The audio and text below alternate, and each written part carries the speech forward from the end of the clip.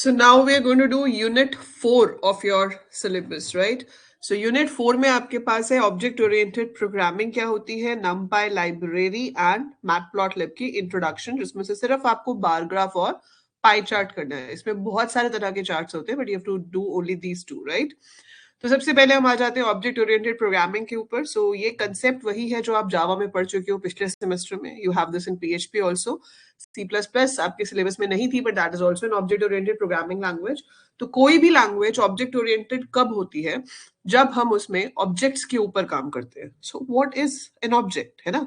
Object है क्या? हम कह रहे हैं हम ऑब्जेक्ट्स के ऊपर काम करते हैं, पर ऑब्जेक्ट होता क्या है? So object is any real-time or runtime entity which has certain features and operations to be performed on those features. ठीक है? So if I have to define the term object, तो मैं क्या कहूंगी? Any entity which has certain features and certain operations to be performed on those features. Features को हम properties कहते हैं, और जो उसके ऊपर operations perform होते हैं उनको methods कहते हैं. तो attribute का मतलब क्या हो गया? Features. उसके ऊपर perform होने वाले operations को हम क्या कहते हैं? Methods. ठीक है?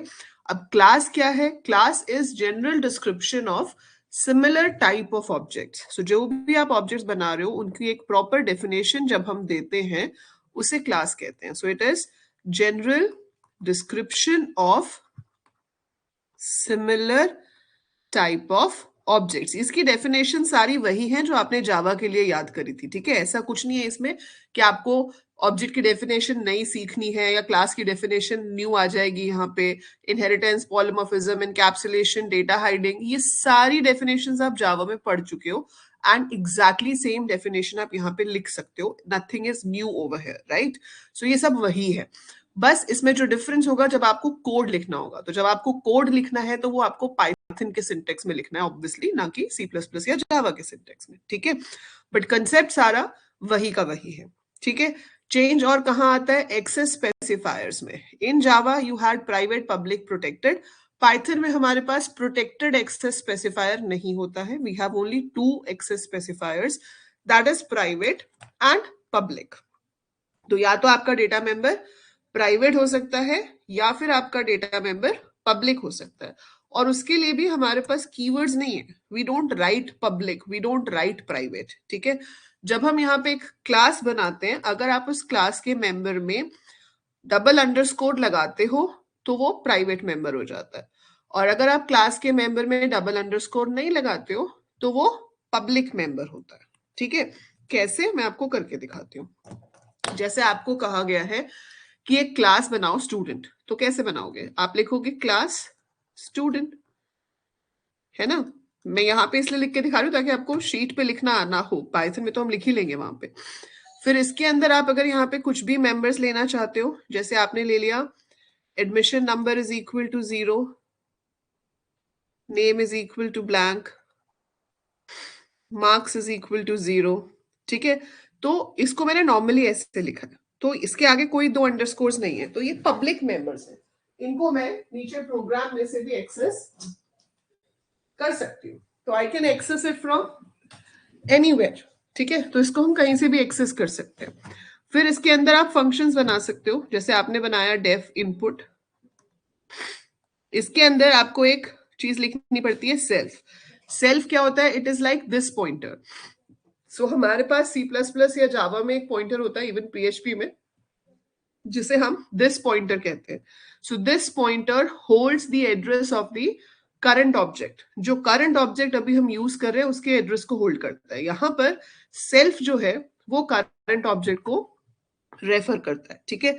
So it refers to the current object. बाकी स्टेटमेंट्स यहाँ पे सेम ही रहेंगे. आप लिखोगे self dot admission number is equal to int input enter admission number and all. ठीक है? ऐसे आप सब इनपुट करा लोगे. ऐसे ही आप डेफ शो बना सकते हो, उसके अंदर भी आपको सेल्फ लेना रहेगा. ठीक है? यहां पर ऑब्जेक्ट कैसे बनता है? ऑब्जेक्ट का नाम लिखो, जो भी लिखना है, इज इक्वल टू क्लास का नाम एंड राउंड ब्रैकेट्स. आपका ऑब्जेक्ट क्रिएट हो गया. इसके बाद फंक्शंस को कॉल करने के लिए डॉट यूज होता है. S1 dot input, S1 dot show this is how we can call functions, dot लगा के। डॉट को हम क्या कहते हैं? Member of operator.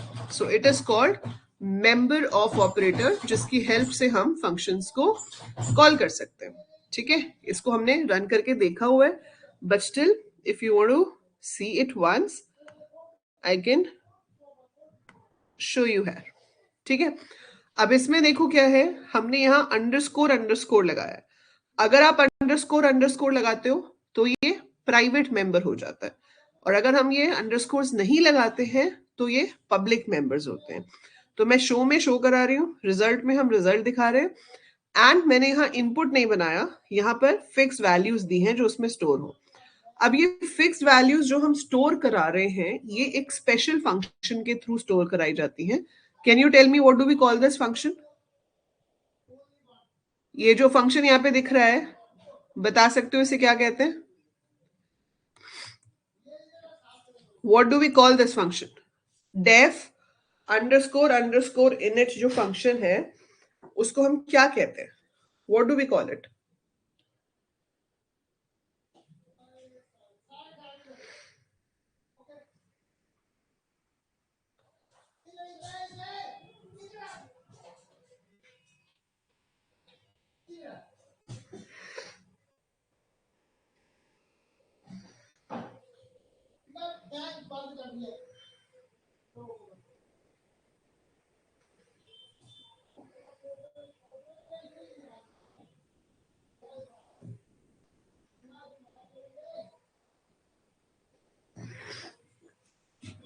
जल्दी बताओ, what do we call it?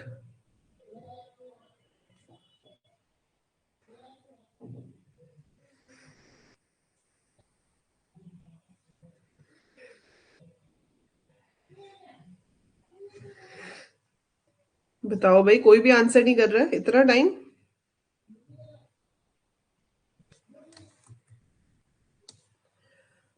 ये आपके पास कोड है, इसके अंदर जो इनिट फंक्शन है, इसको हम क्या कहते हैं?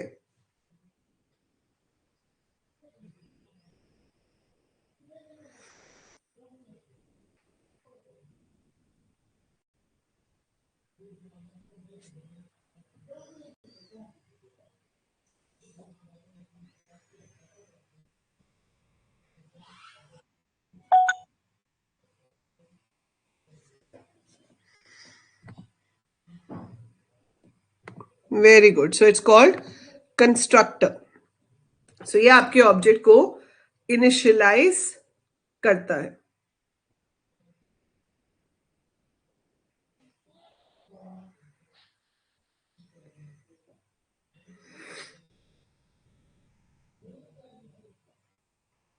ठीक है, सो इससे हमारा जो है वो ऑब्जेक्ट आपका इनिशियलाइज हो जाता है। सेल्फ तो इसमें लिखेंगे लिखेंगे, और उसके बाद जो हम पास कर रहे हैं वो पैरामीटर्स हैं। So we are passing parameters along with it. ठीक है, तो हमने यहाँ पर पैरामीटर्स पास कर दिए। ये आपका कंस्ट्रक्टर हो गया। आप कंस्ट्रक्टर बिना पैरामीटर के भी बना सकते हो, अगर आप फिक्स कोई भी वैल्यूज देना चाहते हो। कोड ये बेसिकली के बाद उनका रिजल्ट शो कर, मैं इसको एट्रीब्यूट मार्क्स, ये क्यों आया है? क्योंकि हमने यहां से नेम और मार्क्स को यूज करने की कोशिश की, तो वो आप यूज नहीं कर सकते क्योंकि ये प्राइवेट मेंबर्स हैं। तो प्राइवेट मेंबर्स हैं, इसलिए प्राइवेट मेंबर्स को एक्सेस नहीं कर सकते। अगर इसके आगे दो अंडरस्कोर ना होते तो ये पब्लिक मेंबर्स होते और हम इनको बाहर से एक्सेस कर सकते थे। ये क्लियर है सबको? प्राइवेट पब्लिक का डिफरेंस क्लियर है? So that is called access specifiers. ठीक है, तो एक्सेस स्पेसिफायर्स नहीं है यहाँ पर, बस अंडरस्कोर की हेल्प से हम बताते हैं। कंस्ट्रक्टर हो गया आपके पास। ठीक है, अब डेटा हाइडिंग की सिर्फ डेफिनेशन है। डेटा हाइडिंग क्या होता है? If you put your data in the private section of the class, it is not accessible outside, that is data hiding. इसको एक्सप्लेन करने के लिए आप डायग्राम जैसे वन शॉट है, but we have studied it earlier. आप ऐसे बना सकते हो कि ये क्लास है, क्लास के अंदर डेटा है जिन्हें हम एट्रीब्यूट्स कह सकते हैं, and you have methods which work upon that data. So ये हमारा पब्लिक स्कोप होता है और ये हमारा प्राइवेट स्कोप होता है। सो इस पूरे प्रोसीजर को हम क्या कहते हैं? इनकैप्सुलेशन. सो इनकैप्सुलेशन वर्ड का मतलब क्या है? डिफाइनिंग और grouping up. So combining the data, that is attributes and methods to work upon the data in a single unit called class is encapsulation. So that is called encapsulations. तो उसे हम encapsulation कहते हैं. इसी के ऊपर based आपकी term आ जाती है data hiding, that is keeping the data in the private section so that it can be accessed only by the methods of the class. It cannot be accessed from outside. ठीक है. Polymorphism क्या होता है? एक ही चीज अलग अलग तरीके से यूज हो सके. So when a single thing can be used in various forms, it is called polymorphism. So when a single operator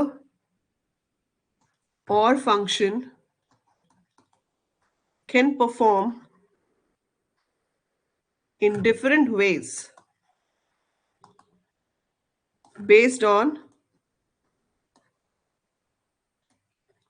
the type of values and number of values used, उसे कहते हैं पॉलीमॉर्फिज्म. सिंपल सा example है, a plus B अगर करते हो, अगर 3 plus 5 है तो ऐड कर देगा, लेकिन अगर वही 3 प्लस 5 कोट्स में है तो वो स्ट्रिंग है, वो कंकैटिनेट कर देगा. ठीक है. So this is also an example of polymorphism.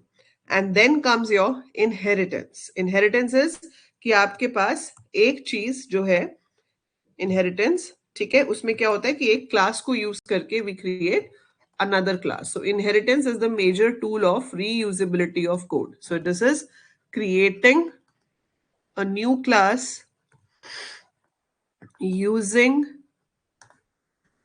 features of an existing class. उसे हम inheritance कहते हैं. फिर इसमें different types of inheritance होती है, जैसे कि एक क्लास को यूज करके दूसरी बनाई. जिसको यूज करते हैं उसको हम सुपर क्लास कह सकते हैं, पेरेंट क्लास कह सकते हैं, या फिर बेस क्लास कह सकते हैं. जिसमें यूज कर रहे हो उसको आप चाइल्ड क्लास कह सकते हो, सब क्लास कह सकते हो, या फिर डिराइव्ड क्लास कह सकते हो. पाइथन में सुपर कीवर्ड यूज होता है to refer to the base class. ठीक है. अब इसमें सिंगल इनहेरिटेंस में क्या होगा? जैसे रेक्टेंगल बनाई जिसमें लेंथ और ब्रेड था, उसको इनहेरिट करके आपने क्यूबॉइड बना ली. एरो हमेशा बेस की तरफ होता है. ठीक है. सो क्यूबॉइड बन गई रेक्टेंगल को इनहेरिट करके. मल्टी लेवल हो गई, like circle inherited to cylinder, inherited to cone, something like that. इसमें सिर्फ रेडियस है, इसमें रेडियस और हाइट है, इसमें रेडियस हाइट और स्लैंट हाइट है. ठीक है. एक इनहेरिटेंस जो जावा में सपोर्टेड नहीं थी वो यहाँ पे भी सपोर्टेड नहीं है. बता दो कौन सी है. और फिर आपके पास सबसे कॉमन इनहेरिटेंस जो है वो है हायरार्किकल इनहेरिटेंस. एक सुपर क्लास होती है, उसकी कितनी भी हम सब क्लासेस बना सकते हैं. जैसे कि व्हीकल हो गई, व्हीकल के आगे हो सकता है 2 व्हीलर, 3 व्हीलर, 4 व्हीलर, है ना. एनिमल हो गया, उसके आगे फर्दर हो सकता है मैमल, रेप्टाइल, कुछ भी, farm animal, wild animal, anything like that.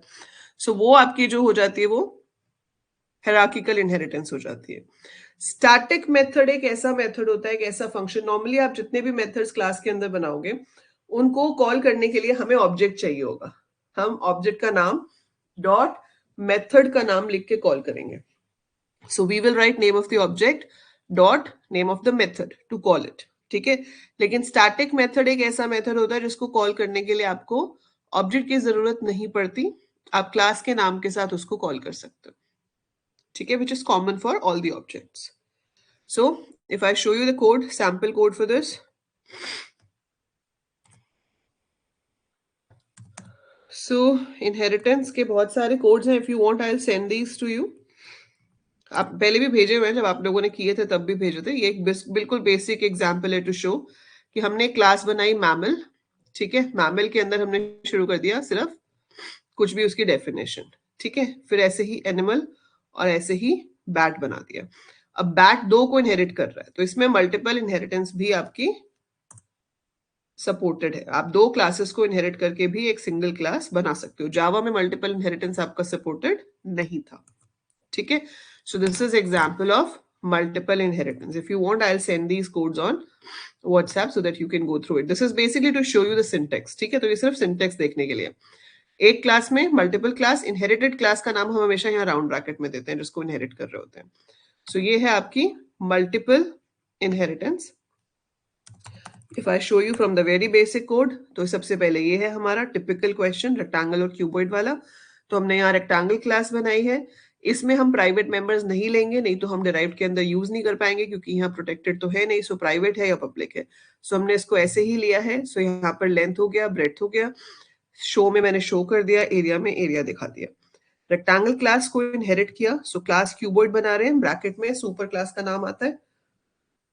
उसके बाद हमने इसका कंस्ट्रक्टर बनाया, इसमें से रेक्टेंगल के कंस्ट्रक्टर को कॉल करके लेंथ और ब्रेड्थ वहां से सेट करा लिया, हाइट खुद दे दी, ऐसे ही रेक्टेंगल हो गया।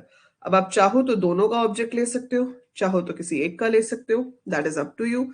ऐसा डेटा जो है वो शेयर नहीं होता है, ठीक है। आपका जो शेयर होता है वो सिर्फ क्या शेयर होता है, code. So code is reused, your data is not reused, ठीक है। ये चीज का आप हमेशा ध्यान रखोगे। तो ये पहले भी ऐसे ही था, जो आपने दूसरे कोड्स किए थे वहां पे भी यही था, अभी भी यही है। So this is again an example of multiple inheritance, ठीक है।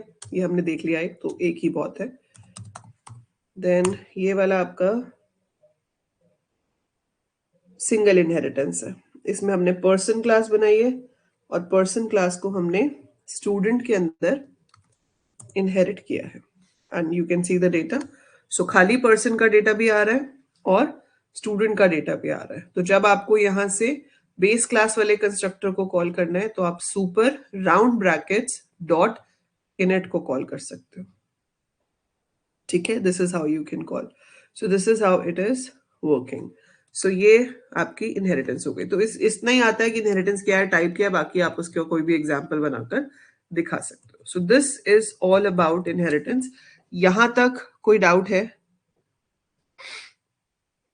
यहां तक किसी को कोई डाउट है?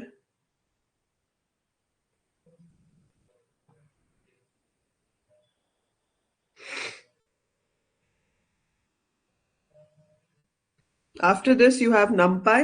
numpy आपका इनबिल्ट पैकेज नहीं है, आपको उसको अलग से इंपोर्ट भी करना पड़ता है, डाउनलोड भी करना पड़ता है। तो पहले आपको डॉस प्रॉम्प्ट में जाकर पिप इंस्टॉल लिखकर उसको डाउनलोड भी करना पड़ेगा। So you have to write pip install to get it also, ठीक है। सो पहले आपको उसको इंस्टॉल करना पड़ेगा। कौन सा function?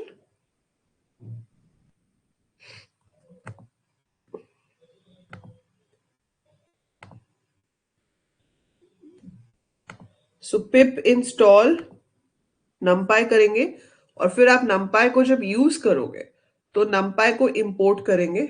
So import numpy we have to do.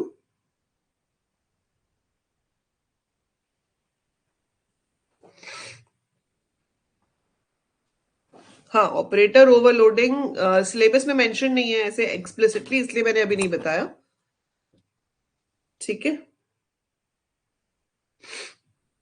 सो पहले हम एक बार ये numpy और मैटप्लॉटलिब खत्म कर लेते हैं। सो numpy आपका जो है that is import numpy, it's a library which is basically use for creating arrays, ठीक है। आपको 1D 2D 3D जो भी एरेज बनाने हैं उसके ऊपर काम करने के लिए आपकी numpy लाइब्रेरी होती है। तो आप क्या करोगे, इंपोर्ट numpy सिर्फ ऐसे भी लिख सकते हो या फिर इसका अलाइस भी दे सकते हो। तो मैंने यहाँ पे इसका अलाइस भी दे दिया। So it's import numpy as np। So हमारे पास आ गया। अब इसके बाद क्या करना है आपको,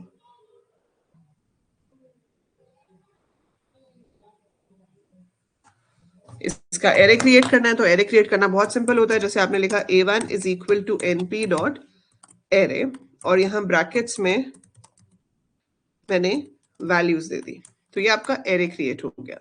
now how array is different from list, आप कहोगे मैम आपने तो ब्रैकेट में लिस्ट ही दी है, तो लिस्ट जो है वो अलग चीज होती है, ठीक है। List is a collection of heterogeneous elements, arrays are collection of homogeneous elements, ठीक है। आप यहाँ पर एरे क्रिएट कर सकते हो, आप यहाँ पर दूसरा एरे भी क्रिएट कर सकते हो, आपने यहाँ पर एक और एरे क्रिएट कर लिया, समथिंग लाइक दिस। तो दोनों में 5 एलिमेंट्स हैं, आप साइज चेक कर सकते हो इनका। तो आपने लिखा साइज A1 नहीं होता, क्या होता है, लेंथ होता है। सो यहाँ पर लेंथ ही है, आप A1 डॉट साइज जरूर लिख सकते हो टू गेट द साइज, ठीक है। सो फंक्शन का नाम लेंथ है, एट्रीब्यूट का नाम साइज है। इसके साथ एक होता है एंडिम, एंडम मतलब नंबर ऑफ डायमेंशंस। अगर आपका एरे 1 डायमेंशन है तो ये आपको 1 देगा, अगर एरे आपका 2 डायमेंशन है तो ये आपको 2 देगा, ठीक है। So we will get the number of dimensions. And then इसका बेस्ट पार्ट क्या होता है, एरेस के ऊपर अरिथमेटिक ऑपरेशंस बहुत इजीली परफॉर्म हो जाते हैं। आप A1 प्लस A2 लिखोगे तो आप देखोगे करस्पॉन्डिंग एलिमेंट्स ऐड हो गए, 10 और 2 ऐड हो गया, 20 और 7 ऐड हो गया, 30 और 8, 40 एंड 10, 50 एंड 5। लिस्ट में ऐसा नहीं होता, लिस्ट में अगर हम दो लिस्ट के बीच में प्लस लगाते हैं तो वो कंकैटिनेट हो जाती हैं। If you put plus between two list it gets concatenated, ठीक है, वो कंकैटिनेट होती है, ना कि इस तरह से आती है। That's the thing. So that's A1 plus A2. Similar way you can perform this. You can multiply, you can do whatever.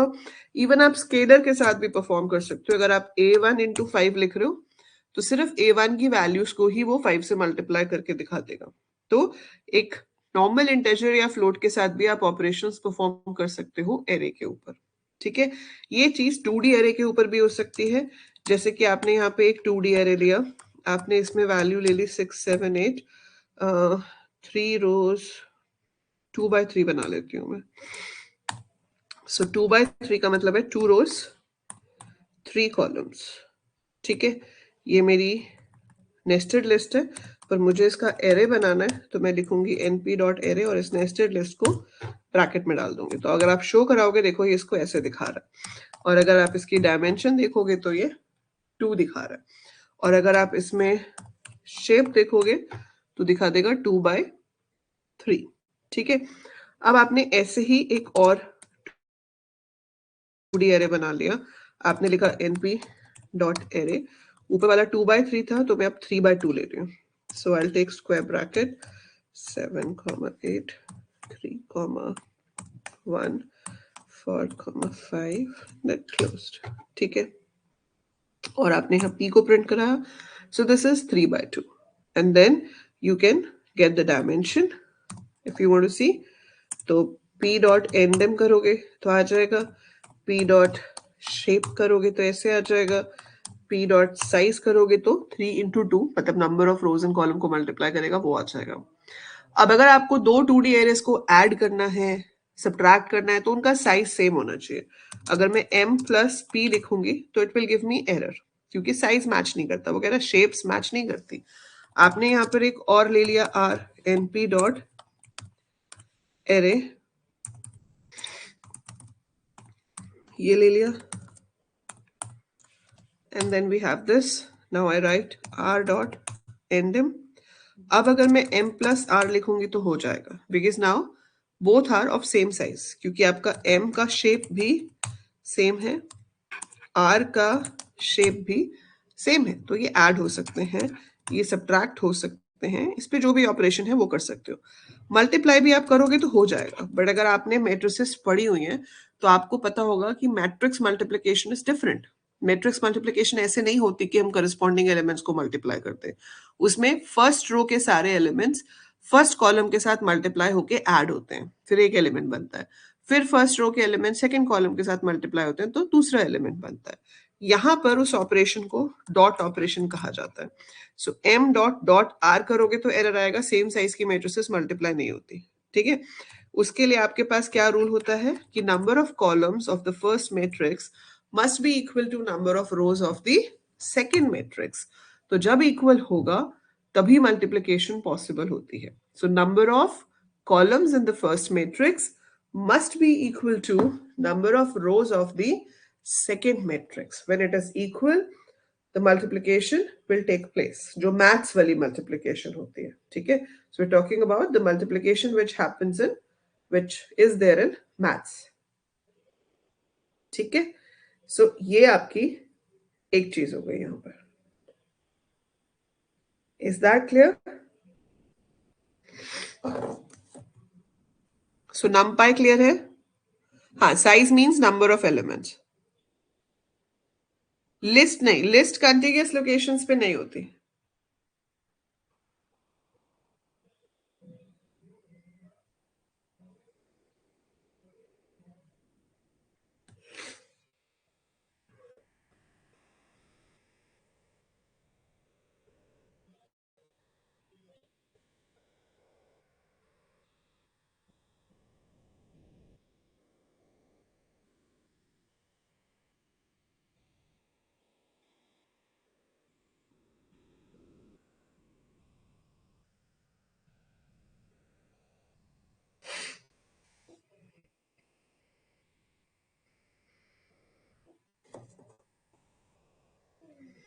अब इसके बाद लास्ट चीज आपके पास जो है वो है मैटप्लॉटलिब, ठीक है?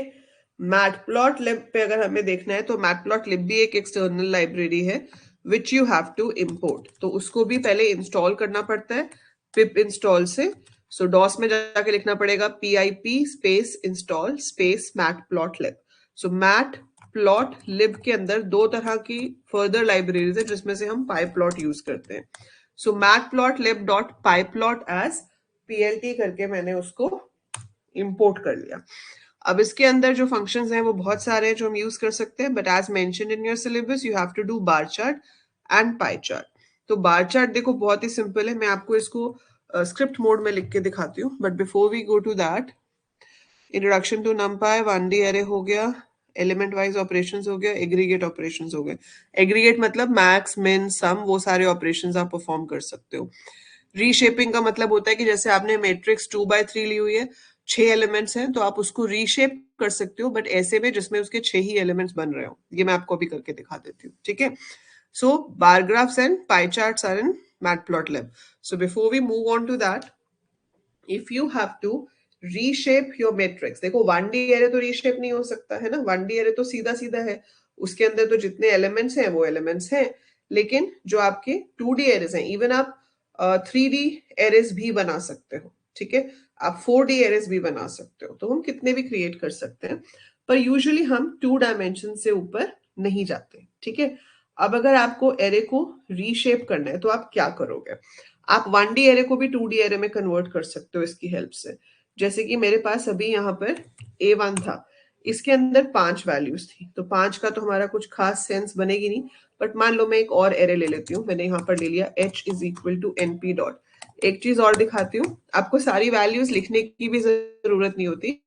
आपने लिखा np dot arrange, you need an array of even numbers, ठीक है? तो मैंने यहाँ पे लिखा 2,21,2. तो ये जो h एरे है इसमें आपके पहले 10 इवन नंबर आ गए, ठीक है? You've got 10 even numbers. अब आप इसको 5/2 में कन्वर्ट करना चाहते हो या 2/5 में करना चाहते हो, आपकी मर्जी है. एरे का नाम क्या है? h. आपने लिखा h डॉट रीशेप. रीशेप में आपने पास कर दिया 2,5, 2 rows 5 columns. So this is giving you a 2D array of 2 rows and 5 columns. लेकिन अगर आप इसको 5 rows 2 columns में चाहते थे, आप वो भी कर सकते थे. आप यहाँ पे लिख देते 5,2, तो इससे क्या होगा? 5 rows 2 columns बन जाएंगे, ठीक है? देन अगर आपने इसमें बाय चांस वो साइज दे दिया जिसमें आपके एलिमेंट्स पूरे ही नहीं आ रहे हैं, जैसे आपने 3,4 दे दिया जिसमें 12 एलिमेंट्स की जरूरत है, तो एरर आ जाएगा कि ये एलिमेंट यहाँ पर फिट नहीं होते, ठीक है? So you have to fit the elements as well. तो इस तरीके से हमें काम करना होता है, ठीक है? So this is your reshape. So आपका नंबर ऑफ एलिमेंट्स मैच होने चाहिए जब भी आपको कोई भी शेप उसको देनी है. अगर नंबर ऑफ एलिमेंट्स मैच नहीं होते तो वो आपको एरर दे देगा. और अगर आपको किसी 2D एरे को 1D एरे में कन्वर्ट करना है, जैसे कि आपका ये M है, you want to make it 1D array, तो क्या करोगे? तब हम नंबर ऑफ रोज कॉलम्स तो नहीं बता सकते ना, तो वहां पर आपको रीशेप में देना पड़ता है -1. तो आप क्या लिखोगे? M डॉट रीशेप और ब्रैकेट में -1। अब k को प्रिंट कराओ तो ये आपका सिंगल 1D एरे बन गया, ठीक है। So if you have to convert to 1D array from a 2D array, then it has to be given like this. I hope that's clear, ठीक है। तो अब हम बात करते हैं अपने मैटप्लॉटलिब की। So import matplotlib dot pyplot as plt, ठीक है। इसमें मैं आपको अगर अभी एक रिसेंट मैंने बनाया था, दिस वन आई गेस, नहीं इससे पहले वाला आई थिंक मैंने उसी में ही चेंज कर दिया।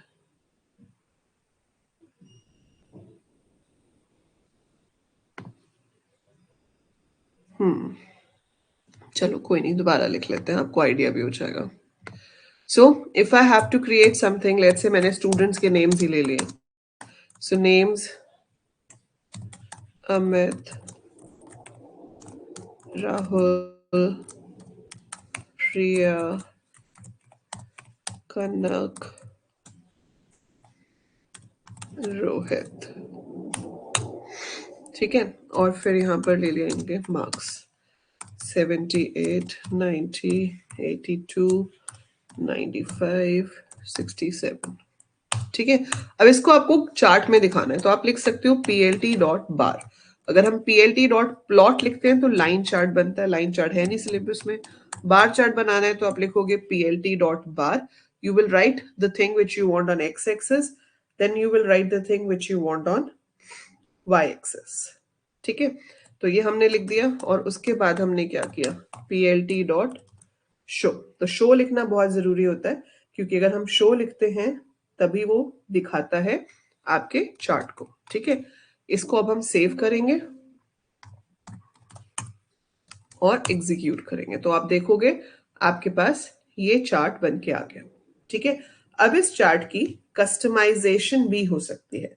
चार्ट की कस्टमाइजेशन कैसे होती है, हम इसका टाइटल दे सकते हैं, हम यहाँ एक्स लेबल पे क्या दिखाना चाहते हैं वो दे सकते हैं, वाई लेबल पे क्या दिखाना चाहते हैं वो दे सकते हैं, कलर्स चेंज कर सकते हैं। That all comes under the customization of the chart.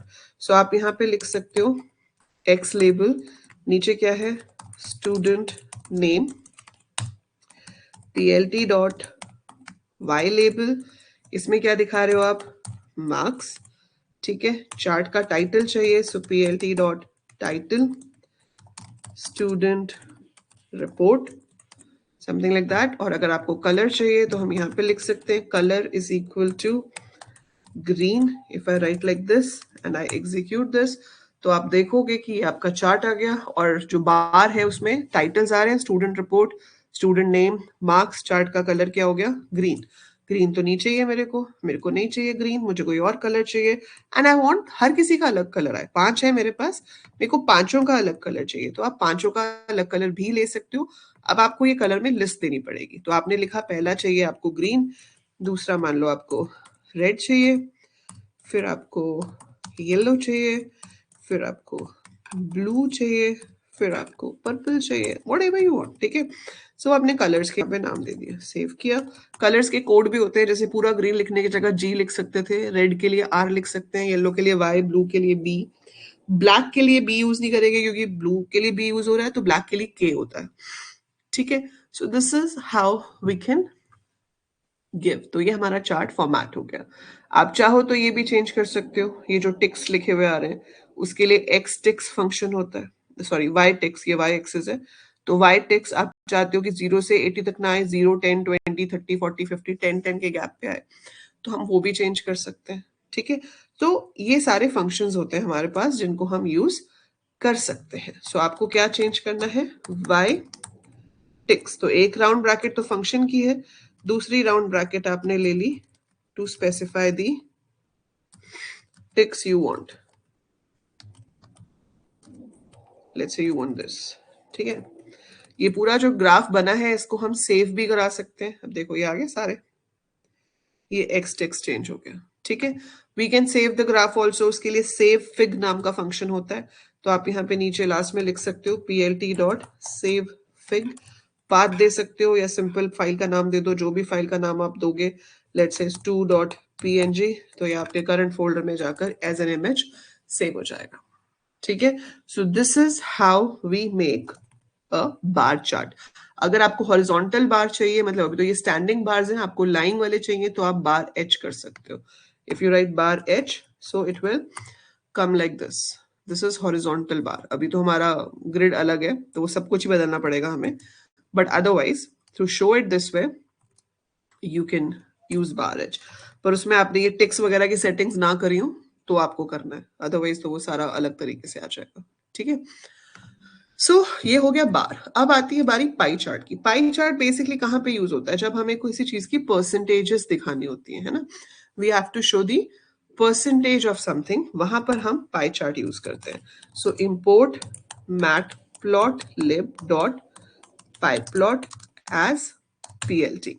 इसके अंदर आपने क्या किया, आपको क्या चाहिए, लेट्स से मैं एक दिन में कितनी क्लासेस, मतलब किस किस को कितना टाइम दे रही हूँ, मान लो मुझे उसके हिसाब से आपको, आप एक दिन में किस सब्जेक्ट को कितना टाइम दे रहे हो, तो आपने क्या किया, time is equal to you giving, if I take in the terms of minutes, so you take 120 minutes, 240 minutes, 180 minutes and 400 minutes for one subject। ठीक है, सब्जेक्ट्स का नाम हम यहाँ ले लेते हैं। सब्जेक्ट्स इज इक्वल टू 120 आप दे रहे हो पाइथन को, ठीक है, 240 आप दे रहे हो COA को या CAO को, जो भी आप कहो इसको। ठीक है, देन आप 180 दे रहे हो मिनट्स PHP को, और सबसे ज्यादा दे रहे हो मैथ्स को, मान लो। ठीक है, इसका आपको पाई चार्ट बनाना है, तो आपने लिखा PLT डॉट पाई। अब इसमें हम दो चीजें नहीं देते, इसमें आपको न्यूमेरिक वैल्यू ही देनी है जो आपको पाई चार्ट पे प्लॉट करनी है। तो आपने सिर्फ PLT डॉट पाई लिखा, फिर आपने यहाँ पे PLT डॉट शो लिख दिया।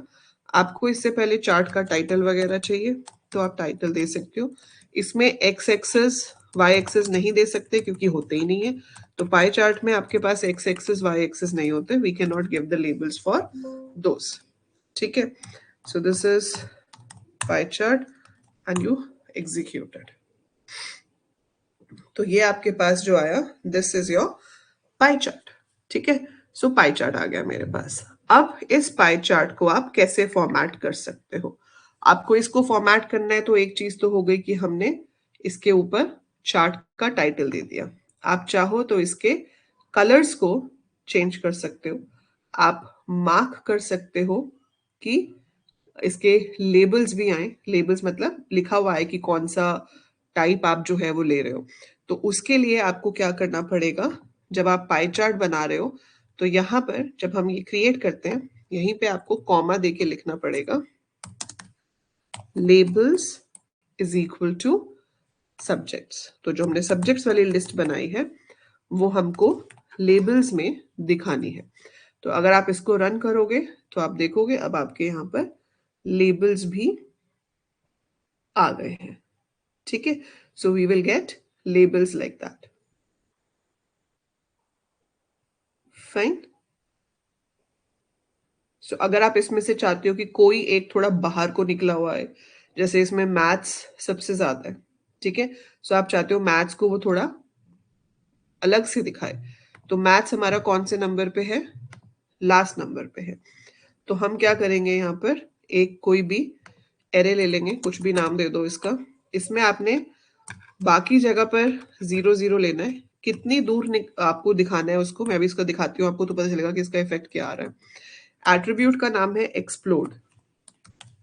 Explode is equal to P लिख दिया, सेव किया, इसको रन करके देखेंगे तो आप देखो ऐसे आएगा। कैन यू सी, मतलब वो थोड़ा उसको डिटैच करके आगे को दिखा रहा है। ठीक है, अगर आप चाहते हो कि इसके ऊपर शेडो भी आए तो आप shadow is equal to true लिख सकते हो।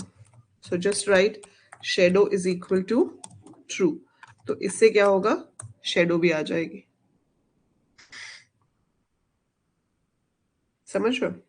ठीक है, अगर आप कलर्स भी चेंज करना चाहते हो, आप चाहते हो कि नहीं ये जो कलर्स आ रहे हैं मुझे अच्छे नहीं लग रहे, तो जैसे आपने अभी रेक्टेंगल के लिए, मतलब जैसे आपने बार ग्राफ में किए थे वैसे यहाँ पे भी कर सकते हो। तो colours is equal to list of colours दे दो, तो जो भी आप कलर्स दोगे वो कलर्स आपके आ जाएंगे। ठीक है, अगर आप यहाँ पर लेजेंड दिखाना चाहते हो, लेजेंड बार चार्ट के केस में भी दिख सकता है, यहाँ पे भी दिख सकता है। लेजेंड बेसिकली बताता है कौन सा कलर किसके लिए यूज हो रहा है। तो आपको सिर्फ क्या लिखना है, plt.legend, दैट इज इट। तो उससे ये साइड पे आपके पास आ जाता है ऐसे, ये दिखा रहा है कौन सा कलर किस चीज के लिए है। ठीक है, so we can have it this way also. So this is how pie chart can be made. हम एक ही उसमें एक से ज्यादा बार ग्राफ भी बना सकते हैं, मतलब multiple bar graphs can also be there on a single page. So we can have multiple bar graphs on a single page, वो भी पॉसिबल होता है, बट उसमें आपको उनकी विड्थ जो है वो चेंज करनी होती है। उसके ऊपर कभी क्वेश्चन आया नहीं है, बट अगर आपको चाहिए हो तो वो कोड मैं आपको वैसे व्हाट्सएप पे भेज दूंगी, आप एक बार रन करके देखना, कल उससे रिलेटेड डाउट्स मुझे पूछना। तो उसमें क्या है कि जैसे दो कंपनीज हैं, दोनों कंपनीज के प्रॉफिट दिखा रहे हो, या आप सारे स्टूडेंट्स के अलग अलग सब्जेक्ट के मार्क्स दिखा रहे हो, तो आपको एक ही में एक से ज्यादा बार्स चाहिए पर स्टूडेंट, पर पर्सन। तो वो कैसे दिखाते हैं, ठीक है। So I send you that code, वो आप एक बार खुद लिख के एग्जीक्यूट करना, फिर मुझे बताना कि बना या नहीं बना। तो ये आपका यूनिट 4 है, ठीक है। So this is about your unit 4। अब मुझे बताओ कोई डाउट्स है यहां तक अभी? Legend is to show which colour is used for which label, किसके लिए कौन सा कलर यूज हो रहा है।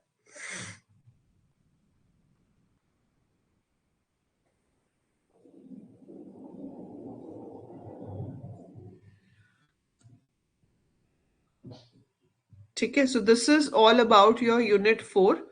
इसको आपको प्रैक्टिस करना है पी वाई क्यूज के साथ।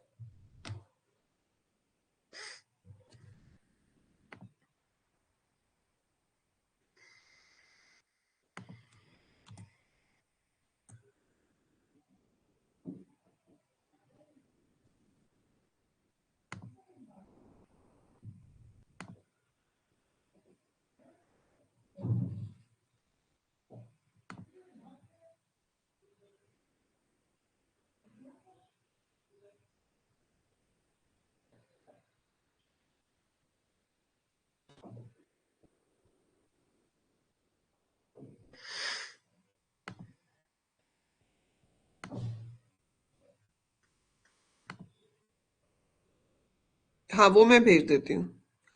नहीं, 11:30 नहीं लूंगी, will have eight 1 o'clock only. 1 बजे ही लूंगी, ठीक है। आई टेक एट 1 o'clock, 1:30 जो अपना नॉर्मल टाइम होता है, उसी टाइम पे रखेंगे। उसके बाद फिर एक 1.5 घंटे का गैप करके फिर दोबारा से रख लेंगे, but will start between 1:30 only. हाँ, इसके बाद आपका सेकंड कौन सा है? सेकंड एग्जाम पीएचपी है ना?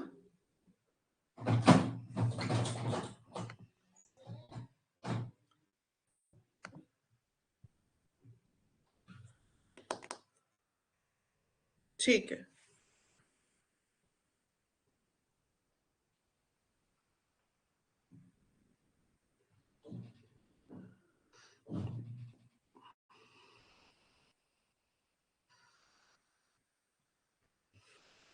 चलो, okay then, study well, see you tomorrow morning. तब तक अच्छे से रिवाइज करना, अच्छे से प्रैक्टिस करना।